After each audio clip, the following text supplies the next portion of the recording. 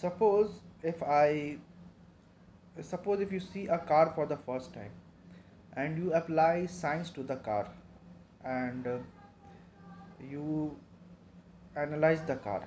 By analyzing the car, you can only find out the mechanism of the car, how the car works, and of what material the car is made up of.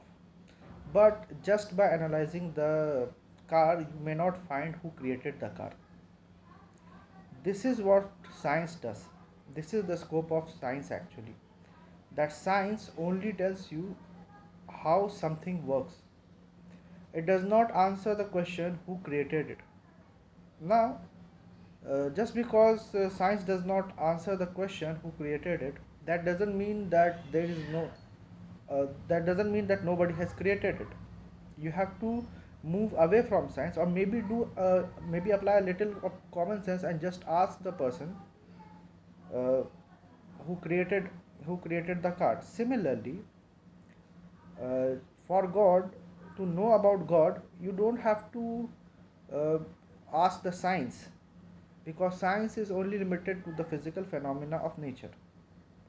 To know about God, you need to maybe you need to ask anyone other than a scientific person, and you may get the answer, because science does not have the answers to all of the questions. The problem with the atheist is that they want to uh, have all the answers through science, but this itself is self contradictory, because science is limited to the physical phenomena of this world.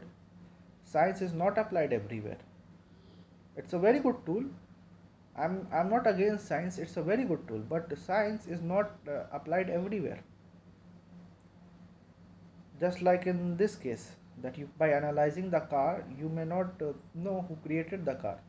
To know who created the car, you need an independent investigation for that. Maybe you have to.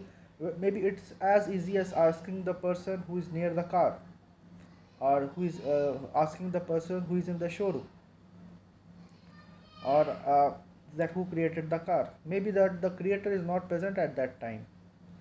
Maybe the creator has died, and just because you have not met the creator, or you cannot see a creator, that doesn't mean that the creator does not exist.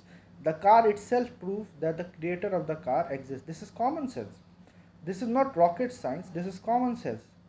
Similarly, the universe itself proves that the creator of universe exists. Now someone may even ask this question, that who created the creator. Now this is an invalid question, because it leads to infinite regress. If I ask this question, who created the creator, then it can carry, this question does not, every question has a purpose, and this is a purposeless question, because if there is a creator of a creator, that who is the creator of the creator of the creator. Now this can go till infinity. If you ask me any question, if suppose if I say, if you ask me who is the chairman of Microsoft, and I say Bill Gates. Now if I ask you who is the chairman of Bill Gates, nobody is the chairman of Bill Gates, because if I answer that who is the chairman of Bill Gates, then you can even ask the question who is the chairman of the Bill Gates, and this can carry on at infinity.